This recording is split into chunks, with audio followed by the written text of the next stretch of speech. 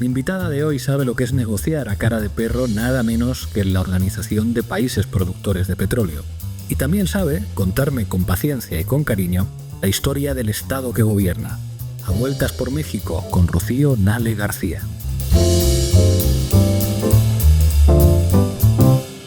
Rocío Nale García, gobernadora de Veracruz, muchísimas gracias por atender a Canal Red. Al contrario, un gusto platicar con ustedes. Me encanta el trabajo que están haciendo. Este programa que hacemos, gobernadora, es para hablar de México, para recorrer México desde la perspectiva de un español, de un gachupín que no entiende muchas cosas pero que quiere aprender, y que una de las primeras cosas que ha aprendido es que México no solamente es Ciudad de México. Entonces, en este programa queremos recorrer México a través de sus estados. Entonces, le tengo que preguntar por la historia de Veracruz. La primera es la historia previa a la colonización, previa a la conquista. Es un territorio lleno de civilizaciones originarias, olmecas. ¿Cómo existe, digamos, cómo pervive esa memoria y ese presente de los pueblos originarios, de los pueblos indígenas, en la identidad actual de Veracruz? Bueno, tengo el honor y el orgullo de ser la gobernante de un maravilloso estado.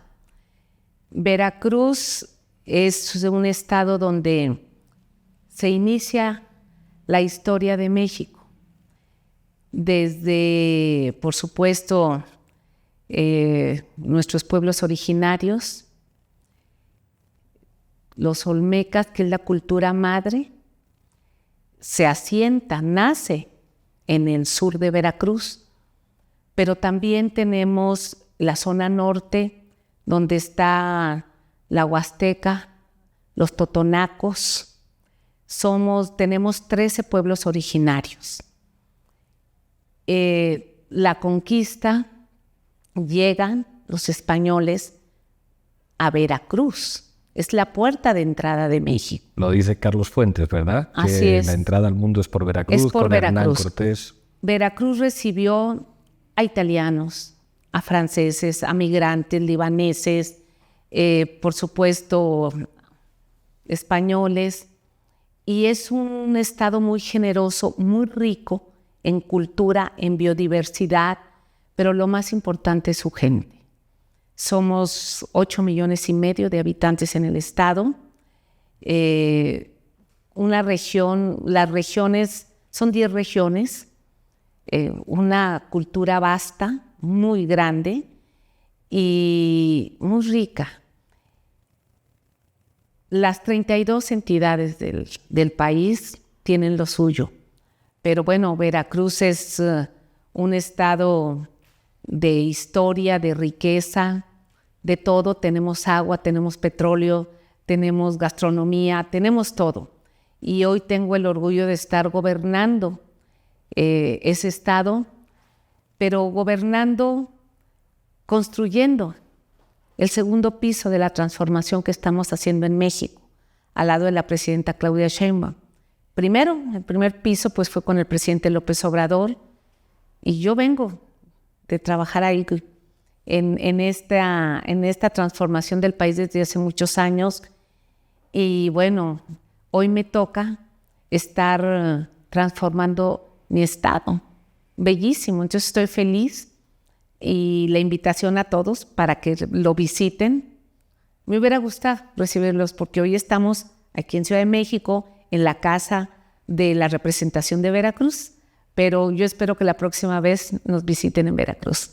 Iremos, sin duda. Sí, con mucho gusto. Le voy a preguntar por el presente, pero antes querría pedirle como un recorrido sobre los momentos clave en la historia de Veracruz. Algunos los conozco, la marcha de Porfirio Díaz al exilio desde el puerto de Veracruz, las intervenciones militares de franceses y estadounidenses. Cuéntenos los que a su juicio son las cicatrices clave en la historia de Veracruz que forman la historia de México. Bueno, la cuarta transformación que estamos viviendo, Veracruz ha vivido las 4 transformaciones. La primera transformación de Veracruz, que fue la independencia, es de la independencia. Si bien se dio en la zona del Bajío, acá en el centro. En Veracruz, también cuando es la primera transformación, pues se da ahí la defensa del puerto y una resistencia de españoles que estaban ahí. Una resistencia que ya estaban en el puerto y acá en el centro se estaba viviendo la independencia y allá había una resistencia. Pero fueron precisamente campesinos, pescadores, la gente del pueblo, quien finalmente logra pues la primera transformación en Veracruz también. Benito Juárez, en la segunda transformación, Benito Juárez fue su periodo de presidente. Él sale de Ciudad de México, se va rumbo a Guanajuato, después sale y tiene que salir por el Pacífico, cruzar el Canal de Panamá, subir a Cuba, llega a Nueva Orleans para poder entrar por Veracruz e instalar la presidencia en Veracruz, puerto. Veracruz 2 veces ha sido sede del poder, una con Benito Juárez y la segunda pues fue con Carranza. Entonces la segunda transformación se escribe en Veracruz, que son las leyes de reforma, que es cuando Benito Juárez le quita al clero pues el control de las actas de nacimiento, del registro civil, de panteones, la segunda transformación. Y la tercera transformación es la Revolución Mexicana en 1910, donde también pues Veracruz tiene un papel importante. En 1914 el presidente Carranza pues se asienta en Veracruz y desde ahí también es sede del poder. Entonces ya hablé de la primera, segunda y tercera transformación, cómo se vive en Veracruz. Ya no hablé de los olmecas, que es antes, que esa es la cuna. Pero la cuarta transformación. De la tercera a la cuarta transformación, pues viene el proceso de estabilización y también Veracruz es protagónico. Nosotros tenemos 750 kilómetros de litoral, petróleo, gas.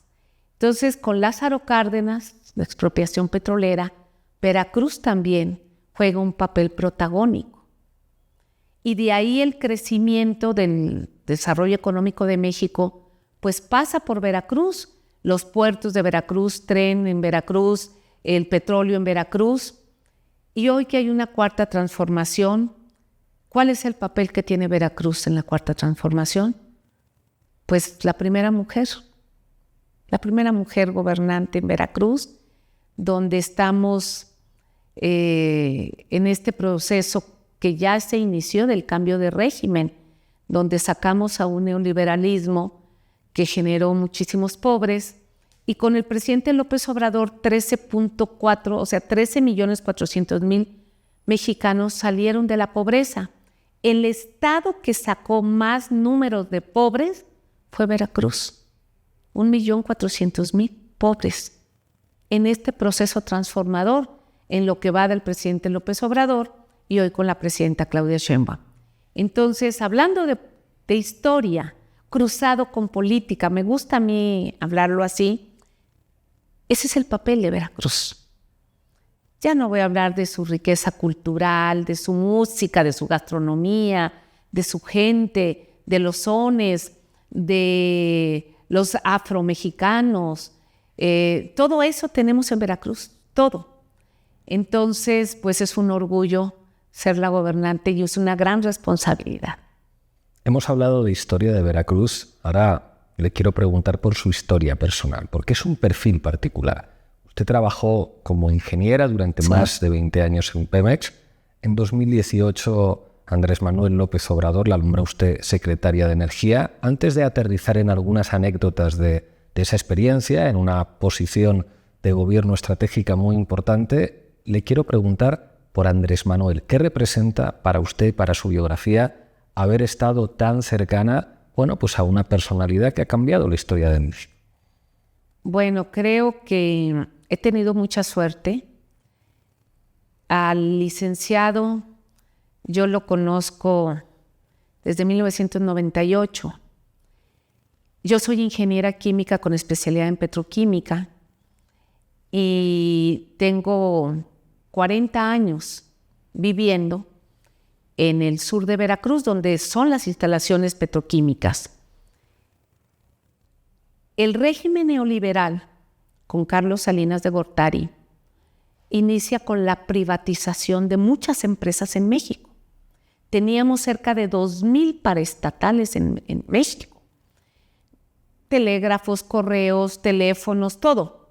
Fertilizantes, bancos, televisoras, todo eso era de la nación. Y Carlos Salinas de Gortari decide privatizar a este grupo de amigos que ahora son grandes ricos en México. Pero el petróleo es un patrimonio de la nación. Y lo primero que deciden es ir a privatizar la industria petroquímica. Los ingenieros que estábamos en la petroquímica dijimos, a ver, no puedes privatizar esto es de la nación. Y nos organizamos. Teníamos que hacerlo nosotros. Ya Andrés Manuel venía de un movimiento que él traía en Tabasco. El sur de Veracruz, Coatzacoalcos, colinda con Tabasco. Entonces él pasa por Coatzacoalcos ya con un movimiento que traía en Tabasco y ahí lo conocemos. Y los ingenieros hablamos y decimos, lo que están pretendiendo es entregar infraestructura, patrimonio, y tenemos que defenderlo. O sea, tenemos la misma causa. Estamos hablando de hace, 30 años, hace muchos años. Tenemos la misma causa. Andrés Manuel camina hacia la Ciudad de México y yo con un grupo de ingenieros, nosotros empezamos en la defensa de Pemex. Nuestro grupo se llamaba la Coordinación de Trabajadores por la Defensa de Pemex. Después Andrés Manuel se hace jefe de gobierno de la Ciudad de México y nosotros seguimos con la defensa de Pemex, participando en el Congreso de la Unión como asesores, llevando temas técnicos. En la elección de López Obrador en el 2006 como presidente de México para la primera elección, es cuando yo le ayudo a él a coordinar el distrito de Coatzacoalcos. Yo coordino un distrito electoral que es en el sur de Veracruz, a favor de López Obrador. Siempre he sido yo de izquierda. Y de ahí, ya empiezo a trabajar más cerca con él. En el 2008, en el 2007, en el 2008 me habla para conformar el grupo de la defensa de las Adelitas. Tanto Claudia Sheinbaum como yo, conformamos el grupo de las Adelitas para defender el petróleo de una iniciativa de privatización con Calderón. Y participamos las dos y la maestra Efigenia, que en paz descanse, en los debates del Senado de la República. Éramos las únicas mujeres donde venimos a debatir técnicamente por qué no era conveniente abrir el sector petrolero. Entonces, todo este tiempo he trabajado con él, trabajando en la defensa. En el 2012, que es la siguiente postulación, yo voy acompañándolo para candidata a diputada federal de mi distrito de Coatzacoalcos y él para la presidencia. No llego a la diputación. Posteriormente, en el 2015, que ya es Morena, ya nos formamos como Morena, vuelvo a participar, me dice, tenemos que armar el movimiento. Sí, adelante. Entonces es un trabajo de muchos años, ya participo, gano, y soy la primera coordinadora del grupo parlamentario de Morena. Y de ahí, bueno, pues seguimos trabajando porque es mi tema, es lo que sé. Y me dice Rocío, pues en el 2018, bueno, me tienen que ayudar. Sí, había que ayudarlo. Y ya me hizo el honor de que lo ayudara en la Secretaría de Energía. Ha sido un privilegio y como profesionista es lo máximo porque pues me tocó coordinar el trabajo de una gran refinería. Dos Bocas. Dos Bocas. Cuéntenos eso. No, bueno, eso es lo máximo. Lo que representa para la soberanía energética. No, es lo máximo. Tenían 30 años, 40 años que decían que no se podía hacer una refinería. El sistema neoliberal. ¿Por qué? Porque ellos le estaban apostando a ser dependientes a las importaciones y a privatizar una infraestructura muy valiosa. Nosotros estábamos exactamente en lo contrario. El presidente tenía claro que teníamos que ir por la soberanía. Un país, cuando no tiene sus energéticos, eres débil. Te debilitas porque estás sujeto a los vaivenes del mercado energético. Entonces sabíamos que teníamos que fortalecer nuestro sistema energético, que lo habían debilitado a propósito. Entonces nos esperaba mucho trabajo, sabíamos que teníamos que hacer otra refinería, ya se había planteado en el 2006, en el 2012 y en el 2018 que ganamos, dice, pues ahora tenemos que hacer la refinería para tener una soberanía. Hacer una refinería completamente en una sola etapa. Las refinerías a veces se hacen en 2 o 3 etapas. Nosotros lo hicimos en una etapa toda. Rompimos récord histórico de tiempo, toda la refinería completa, preciosa, con la mejor tecnología, la mejor calidad, con toda completa. Toda completa son no nada más es la refinería, sino tiene su terminal de despacho, tiene en el mar para despachar gasolina, acueductos, energía, toda la refinería. Hoy la refinería trae más de 300,000 barriles de proceso, fue diseñada para 340,000. Entonces es la que está dando ahorita más gasolina a México. Y efectivamente, después de que cuando nosotros llegábamos estábamos dependiendo un 85% de las gasolinas de importación. Hoy leo que estamos casi a un 28-30%, y las otras refinerías que son nuestras están levantando su producción. Entonces, estamos dejando la soberanía en combustibles, al igual que en electricidad, al igual que pues en gas están trabajando mucho, y creo que la presidenta Claudia Sheinbaum está haciendo el segundo piso en materia energética. Entonces fue como profesionista, como ingeniera, pues es lo máximo. Para un ingeniero químico, coordinar una refinería ya no hay más. Y como mexicana me siento como una patriota de haber colaborado para mi país. Yo doy clase de ciencias políticas en la Complutense y mis estudiantes saben que estuve en un gobierno. Sí. Y a veces me dicen, seguro que en la época de pandemia tuviste que vivir algún momento difícil, cuéntanos algo. Yo voy a hacer lo mismo que mis estudiantes hacen conmigo, con usted. Ajá. Yo sé que en plena pandemia hubo un momento muy difícil. Hay una enorme caída de las exportaciones de petróleo como consecuencia de la dinámica de confinamiento en la pandemia. Hay una llamada telefónica, reunión virtual de la OPEP, Organización de Países Productores de Petróleo. Usted es la secretaria de Economía. Allí se plantean de energía, eso es, y allí se plantean una serie de recortes que podrían haber sido devastadores para la economía mexicana. Cuénteme, esa situación, ¿cómo fue la negociación? ¿Qué pasó? Fue una experiencia, pues, en geopolítica y como en secretaria, yo creo que de las más fuertes, porque las reuniones de la OPEP, pues es del mercado mundial sobre el petróleo. Y México es el único país que pertenece a la OPEP y a la Agencia Internacional de Energía. 2. La Agencia Internacional de Energía está Estados Unidos, y en la OPEP está Rusia y Arabia. Entonces México pertenece a los dos. El presidente López Obrador pues ya va a la conducción cuando nos avisan que tenemos una reunión porque el mundo se paraliza. El mundo se paraliza, todo mundo encerrado, entonces no hay consumo de combustibles, los barcos todos están estacionados en alta mar y hay que cerrar válvulas, hay que cerrar pozos y la OPEP en forma unilateral dice, a ver, a ti te toca cerrar tanto, a ti tanto, a ti tanto, y entonces a México nos dice, ustedes tienen que cerrar 400,000 barriles. Le dije, no podemos. Nuestros campos son maduros y nosotros habíamos ya invertido mucho, el presidente López Obrador había estado inyectando dinero para poder levantar la producción cuando venía en picada, que le había dejado el presidente Peña Nieto en picada.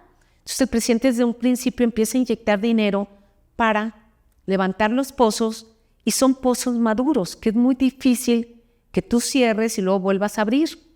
Entonces pues yo como técnica sí sé, entonces les dije, no, nosotros no podemos eso.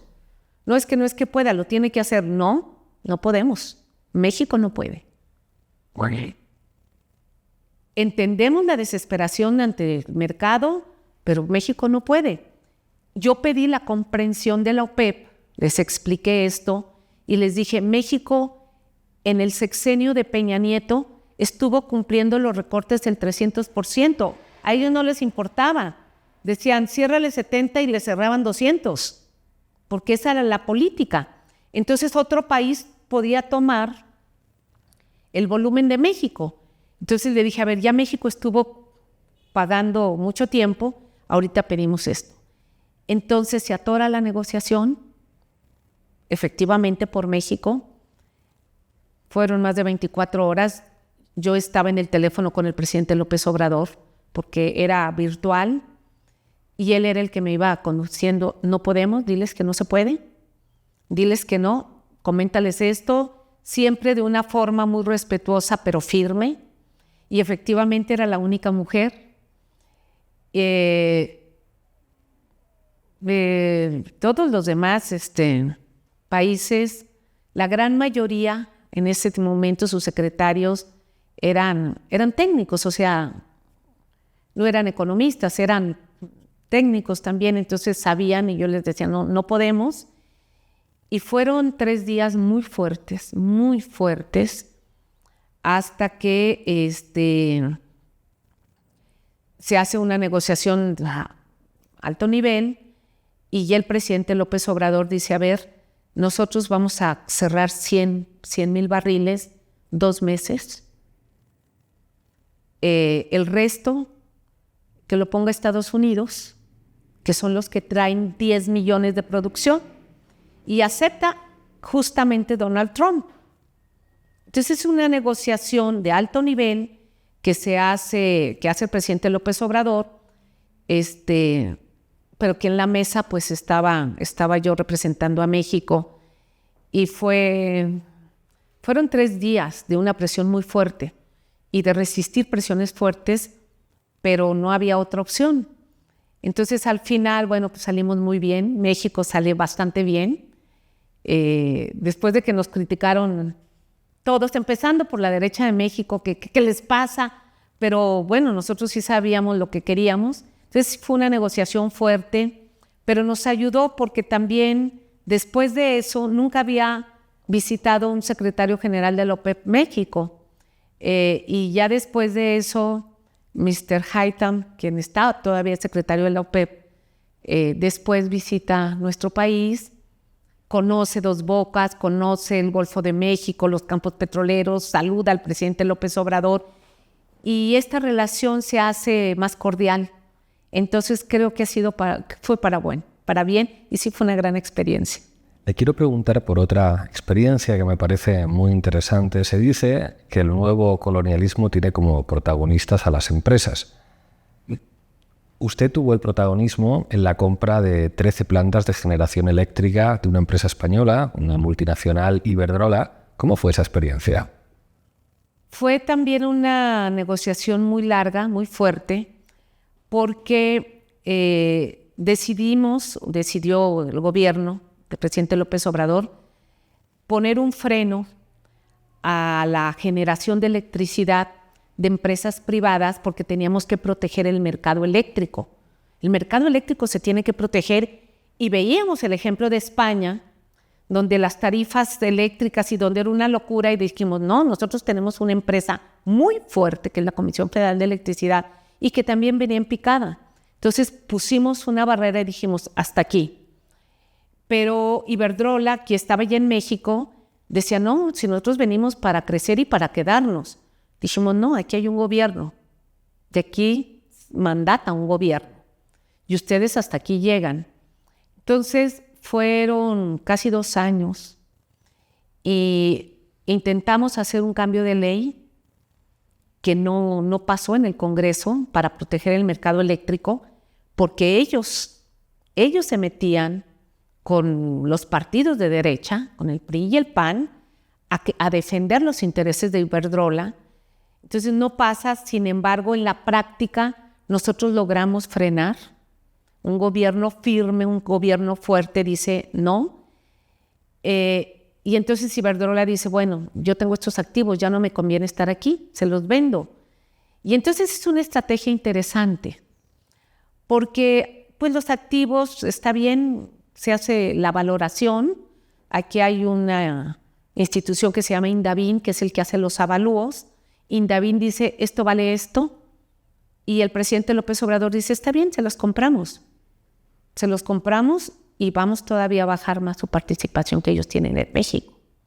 Entonces, al comprarla, nos hacemos de estas plantas y tu participación se reduce, y hoy, pues sí, CFE, al igual que Pemex, está más fortalecido con la soberanía y bueno, la generación la tiene el control, la CFE. No quiere decir que esté limitada hoy con una reforma que ya se pudo aprobar, donde dice que los privados pueden tener hasta un 46%, ¿es así? Hasta un 46%, es su máximo. Y la CFE, su mínimo es un 54%, pero la CFE puede tener 60, 70, 80%, porque es la base que tiene la electricidad. Entonces se consiguió. Han sido 7 años que se cambió la política energética en México. 2024 es usted elegida gobernadora de Veracruz. Un año no es tanto tiempo, pero querría que hiciera un balance de las cosas que han conseguido este año. Bueno, en Veracruz teníamos que llegar a acelerar la transformación. Se había iniciado ya con el presidente López Obrador y con el exgobernador Cuitláhuac García, compañero, pero teníamos que llegar a acelerar. Si bien el sur estaba despegando con el Tren Maya, con la propia refinería de Dos Bocas, con el proyecto del interoceánico, que el presidente López Obrador mete mucha infraestructura, había que darle un empuje a Veracruz. Entonces, pues participamos, que esta etapa me gusta mucho, porque siendo yo secretaria de Energía, el movimiento del cual yo emano, del cual yo formo parte, me dice, a ver, es necesario que vayas a Veracruz. No podemos perder Veracruz, se necesita acelerar Veracruz. Vienes de una dinámica de trabajo, bueno, pues voy a participar en Veracruz. Hago una campaña muy difícil, muy difícil. Una campaña con un grupo de derecha muy violento, misógino, machista, donde la campaña, que creo que estaba coordinada por un español, es un ataque de discriminación terrible. Discriminación de género, discriminación de origen, y la estrategia para mí fue, Veracruz tiene 212 municipios y más de 20,000 comunidades. Entonces yo recorro los 212 municipios a ras de suelo, en todos los parques, para poderles ganar su campaña de aire tan agresiva desde México. O sea, todos los medios nacionales fuertes, era una agresión muy fuerte y era Veracruz se va a perder. Veracruz no va a ganar Morena. Porque Rocío Nale tiene riquezas, casas. Bueno, me sacaron hasta lo que no. Mentiras, con unas difamaciones. Y yo plantada en territorio. Bueno, fue contundente. Les ganamos con 27 puntos, más de 1 millón de votos de diferencia. El pueblo de Veracruz muy sabio, pero eso también me da mayor responsabilidad. Entonces llego con otra dinámica, con otro ritmo, a acelerar la transformación en trabajo social, infraestructura, que nos faltaba muchísimo, a conciliar la sociedad veracruzana, porque estaba dividida, porque la derecha siembra odio. Entonces yo tengo que llegar a conciliar, a trabajar todo el día, y a un año, justamente ahora el 3 de diciembre, bueno, el 30 de noviembre, cumplí un año, acabo de dar mi informe de labores, estoy satisfecha, nos falta, pero es apenas un año, me faltan 5 años y estoy convencida que tengo que dejar completamente transformado Veracruz. Gobernar da alegrías y cuando se gobierna, si se hace bien, se puede transformar para mejor la vida de la gente, pero gobernar implica también enfrentar muchas dificultades. Veracruz ha sido un estado golpeado por el narco, más recientemente por inundaciones. En este año, ¿cuáles han sido sus momentos más difíciles? No, sin duda el más difícil fue la contingencia que pasamos de las lluvias de octubre. Nunca se había vivido una contingencia así. Fueron 5 estados. Se llama la zona de la Huasteca, que es la parte norte de Veracruz, pero que colinda con Hidalgo, con Puebla, con San Luis Potosí y también Querétaro, una parte de Querétaro.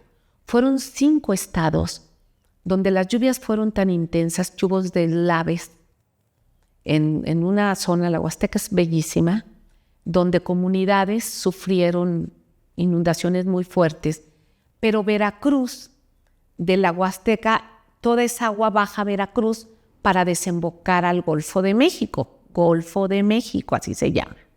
Entonces Veracruz está en la planicie, entonces toda esa agua baja a 3 ciudades muy grandes que tenemos, Poza Rica, Álamo y El Higo. Otra parte también en Tempual, otra ciudad. Y toda la sierra que colinda con Hidalgo en Guayacocotla.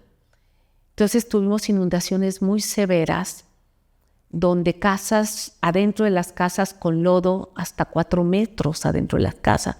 La población que vio perdidas todas sus propiedades, 37 fallecidos en Veracruz, lamentablemente. Personas aún que tenemos no localizadas, eso es lo que más duele, pero limpiar, ayudar a la gente, hacer puentes aéreos, llevar comida. Y el Estado de México, o sea, lo que es la federación, el gobierno es tan fuerte que ahí nos dimos cuenta. La presidenta con todo su equipo, la presidenta Claudia Sheinbaum, con todo el gabinete lo movió. Todo el ejército, toda la marina, todo el departamento de Conagua, todos los de bienestar, yo, todo mi equipo, nos movimos acá y en 17 días, una cosa increíble, junto con la ciudadanía, con la sociedad civil, limpiamos. Salimos adelante. En un mes, porque fue una cosa que yo dije, no sé cómo le vamos a hacer, pero la solidaridad, México es un país muy solidario. De toda la República nos llegó apoyo, de toda la República, desde Sonora, colinda ya en el norte, hasta Quintana Roo, nos mandaron apoyo, gente que fue a ayudar y salimos adelante. Esa es lo más difícil que me ha tocado en este año. Fue muy duro, pero salir adelante y al mismo tiempo yo estaba concentrada en ayudar. Y al mismo tiempo había una campaña de la derecha golpista golpista que se estaba levantando contra mí y contra la presidenta. Pero en ese momento nosotros dijimos, esto es lo que tenemos que atender. No tenemos que perdernos. Y ahí es cuando usamos una frase, tanto la presidenta como yo, que dijimos, no pueden estar actuando como carroñeros. Cuando tenemos una contingencia, cuando tenemos a nuestra gente tan necesitada, cuando estamos acá y cuando hay una desgracia, sale un grupo a golpear o a pedir ayuda al extranjero. Increíble, increíble. Entonces, ya que atendemos, ya que salimos adelante y que estamos todavía atendiendo el tema, es cuando ya regresamos al eje. Yo estuve 17 días ahí en la zona, no estuve en Jalapa, que es la capital.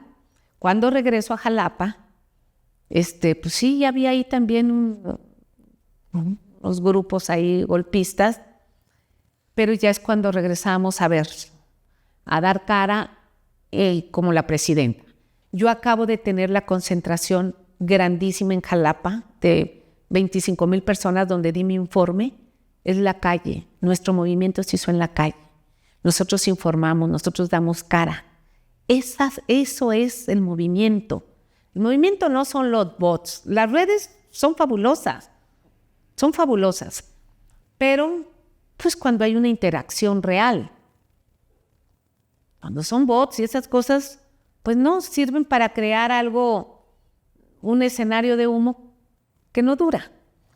Estamos llegando al final, gobernadora, me queda el cuestionario. Si tuviera que ir a algún lugar y solo le permitieran llevar un libro, ¿qué libro se llevaría?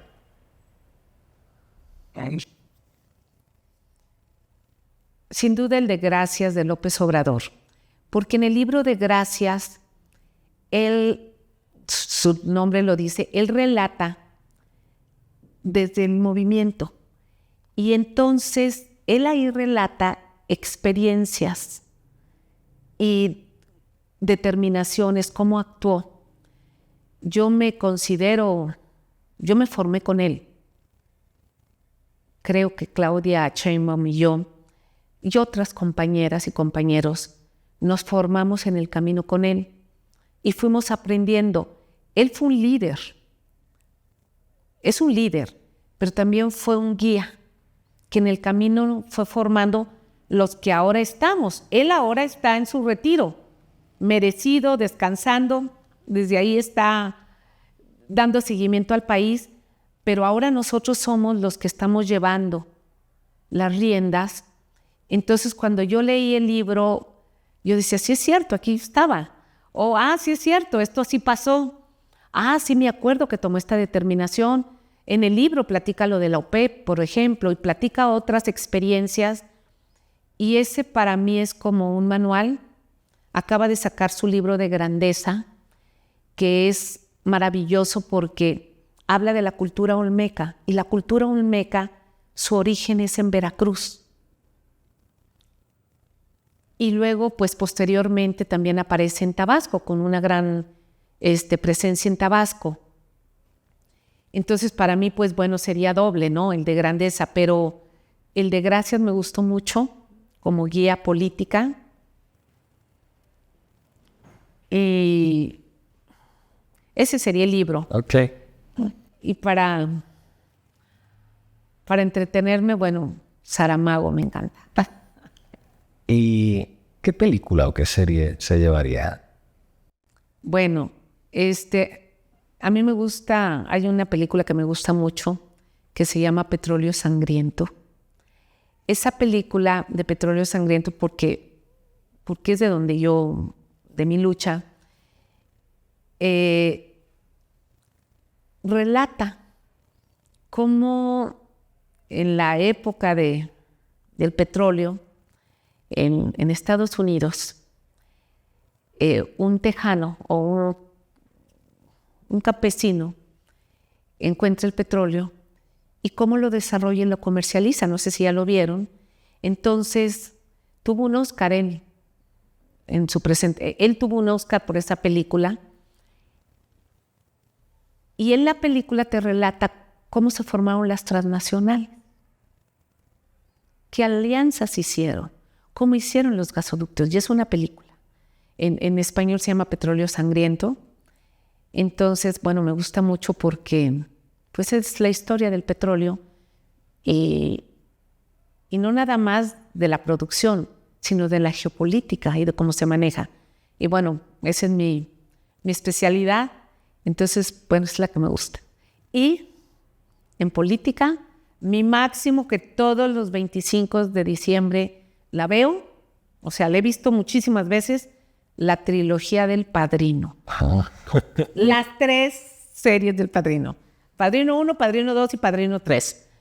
Porque tiene mucha filosofía. Se aprende mucho. Sí. La última pregunta ya del cuestionario es muy personal. Una de las características de la vida de todos nosotros es que se acaba y casi nunca nos dejan decir unas últimas palabras. Entonces a mí me gusta preguntar siempre, el día que te tengas que marchar de este mundo, en tu entierro, que yo sé que aquí en México se puede hablar de la muerte con más libertad que en otros países, ¿qué canción te gustaría que escucharan tus amigos, tus seres queridos para recordar?